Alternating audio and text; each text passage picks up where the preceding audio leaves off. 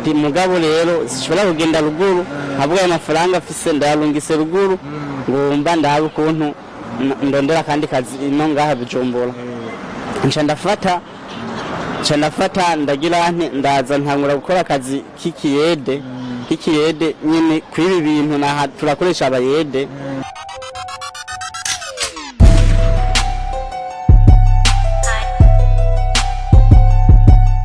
bakunze mwese mukurikirana ibiganiro vya Ndaho TV mwamaze kuvyibonera ni Reveriye muri kumwe kuri micro no musi nkaba nagarutse mu forme nziza cyane kugira ndabereke bishasha ndabazanira bishasha uyu munsi twabateguriye bivanye n'ikiyago tugiye gukora muri kano kanya n'uwo twagendeye twasanze ku kazi wiwe tugiye kuganira byinshi bitandukanye muraza kwibonera byinshi bitandukanye nyuma ya kamera hari David Creative musanzwe mumenyereye reka tugende mu vyibonere turi ku gikorwa ya mutamara akora mu kije amahoro Eguramba baramba ndakwise mutama bagiye urubatse ya sindubaka uri nka frere wanje sawa gute none sawa turakuzinye ndagusanze ngaha ku kazi hano rakarembeje yego ni buke kweli asasa utafari mariko murakora twita gute none batwitwa utubloke sima utubloke sima bloke sima utudufashe kinone kumengo sindatubona neza ni bloke sima ziriko zakoreshwa keshi muri no minsi zirafasha inzu irashobora kuduga n'ingoga kandi ziratwara n'uburyo bukeyi wazikoresheje mu gihe wazikoresheje guhemagira kurarushe cyane n'akazi ndarushe n'ibyo usanga wamaze gufungura wafunguye gufungura sindafungura kubera agahembo sindagaca neza saa sita niho umuntu afungura no mu Burundi yuko kenshi dufungura saa sita musaza kano kazi ndabona gatwara ingufu nyinshi cyane ndabona umengo utaje wikwijije mu nda ntaco wokora nivyo kweli uriko urakora kano kazi kubera karuhisha bisaba niburi ufise amafaranga ugiye nka gatatu ku munsi naho nyene ugiye uhage ugiye uhage so twariko turabona rero zitandukanye mbega muyekora mu wiki n'ibiki kugira ashobore gukomera nkuko tuyabona cyo dukoresha ni ikintu bitwa musenyi n'ikintu bitwa nyine musenyi mugabo witwa ubuyoriyori musenyi w'intete n'isima ubwoko bubiri bw'imicanga n'isima gira gatatu c'ibihingura hanyuma natwe tukaja dukoresha ubuhinga tuba dufise kugira bishobore guhagarara nk'uko mubibona tubwire ubwo buhinga nyene nibwo dukeneye kumva ariko adukuririkana kuri Ndaho TV keneye kumva ubuhinga mukoresha ubumenyi mukoresha kugira ngo dushobore kuronka ikintu nk'icyo ubuhinga dufise gukoresha nyene ni ubwenge Imana bayaduhaye lamenya ati fashe ubugunira nkandwi bw'umucanga bw'ubwo buyoriyori kajushirako n'ubwo butatu bw'umucanga muto umva bugunira 10 shashobora gupondana nyene ugacanga kujya nyene kugucanga nk'ibeto hama uhejeje gucanga ushyiramwo amazi ukaraba yuko bidashaye cyane kubera mu gihe biba byashaye ntibishobora guhagarara hanyuma uhejeje gushyiramo amazi akwiye ugacanga ucanze utangura gufyatura nyene nk'uko ubibona utangura ngaha ugatsindagira utsindagiye hama doza kandi ukadoda hasi kugira usindagire bigume neza kugira bishobore guhagarara hanyuma ucugenda ukaje gutsindagira cugenda kwanikira aho wabonye twanikiye hanyuma gashobora guhagarara iyo wanikiye bisaba iminsi ngaye kugira umuntu ashobore kuba yoryubakisha amamo kubera isima itwara amazi saba amazi cufata nk'imisi 3 uri kurasesa k'amazi mu gatondo no ku mugoroba imisi nyuma y'imisi 3 ku munsi ugira 4 cyangwa 5 iki uracubakisha hakurya tumenyereye amatafari cyangwa ibindi bintu by'ivyondo haravamwa yameneka cyangwa ugasanga bavuga yahomvye ngaho ntibishika kumengo byo biba bikomeye gushika rikameneka uba wihenze gatoyi muri bya bindi twana kubwira dushobora gukoresha ushobora kuba washizemo amazi menshi mu gihe washizemo amazi menshi aho birafise kumeneka ntibihagarare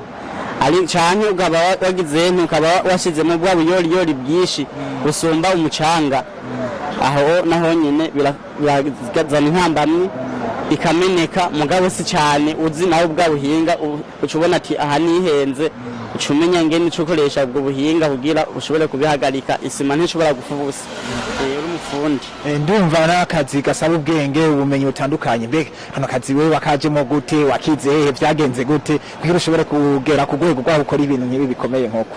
Yego jewe akazi kuntu nagenda akora akazi nari nkora akazi ko mu Kiboyi ko guteka mu restaurant. Birashika rero aha acha turagira nti ibi vya corona virus bije aho twakora baca baravuga twakora tuni abakozi babiri ati rero mwebwe nimudubuge muhiri wanyu aha ibikorwa byo ngaha tuzovyikorera kubera mwege turabatuma ku isoko gasuzanga mwayizanye ngaha mu rupangu. Tireba akazi karahagaze mugabo baraduhenza amafaranga twari dufise twashobora kuba tuzigayo tuca turagenda. Je nanjye ndavuga ati sinshobora kugenda ruguru baguhaye kugavura. oya vraiment mugabo rero sinshobora kugenda ruguru habuga amafaranga afise ndayarungise ruguru ngomba ndabe ukuntu ndondera kandi kazi ino ngaha Bujumbura. Nca ndafata ndagira nte ndaza ntangura gukora akazi k'ikiyede nyine kwibi bintu na turakoresha abayede abo twitwa abayede.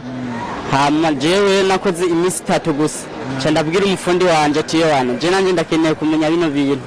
Bavuga ati ntangorane acaragenda gufungura. Ye gufungura rero arambye ati wewe aha ko ngiye gufungura sigara ndaje.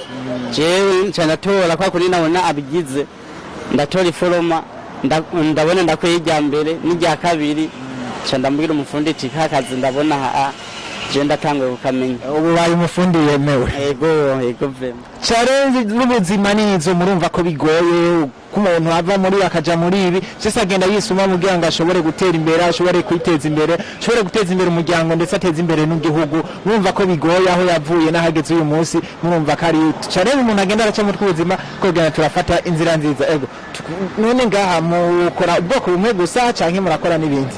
Oya aha turakora iziforoma ziri bwoko bwishi. Hari hiyo bitwa izede ni gitruwa kale ciyo mubona. Hanyuma hakaba hariho n'iyindi bitwa ikenze. Agakenze kariho ngaho gatoya gatoya ikiyi ego none uno munsi woshaka kuza kubashorera bino mugurisha gute yo batora he? Aha nyine twege turi ngaha nyine hakuni ntahangwa ushobora kuza kudushorera afise kuza avuga ati nje kwishira hamwe bitwa fabrication. Aha kuna hangwa nyine hakubinyoni niho iri ibeyi tugurisha yazi kweli nta kazimbo. Iyi muboni twigurisha 1500 event. Hariho agakenze nako tukagurisha amafaranga amajana igihumbi. Hakabaho nico nibagiye ntavuze ipave murazibona hariya nizo tugurisha amafaranga amajana 8 imwe. Ariko turafise kukubwira ati nk'amapave kubera kubaka gusasa murafise guharura kuri metre kare. Hanyuma tukavuga ati metre kare naya mugabo jurondera imwe n'amafaranga amajana 8. Fundi original wa matafari ibintu byinshi bitandukanye. Ego none muso shaka kwiga kano kazi akakwegera aho mwigisha umufasha gute? Ego kabisa birashoboka birakunda uje uvuga ati nkeneye kwiga uravuga ati turavuga ati ingo nta kibazo turakakwigisha nawe ukabimenya. Ego reka ndagushimire cyane. Ego murakoze namwe. Wamenye televiziyo yagutembereye? Oya ntabwo nayimenye. Yitwa Ndaho TV. Ucugira kuvugana akajambo kanyuma nyene ko ariko dukurikirana kuri Ndaho TV muri kano kanya. Ego turashimye kubona Ndaho TV ije kuritembera ngaha. Ni byiza cyane nejo mukeneye amakuru ngaha kuri nahangwa kuri ishirahamwe rya fabrication muzoze kudutemberera. Ego shimira mwebwe mwese mwatanguranye ikiganiro nanje tukagisohereza hamwe. Ndabibutsa kugira subscribe ndetse mugire na share na je mugira ngo kiganiro gishikire benshi batandukanye. Ciao, bye bye.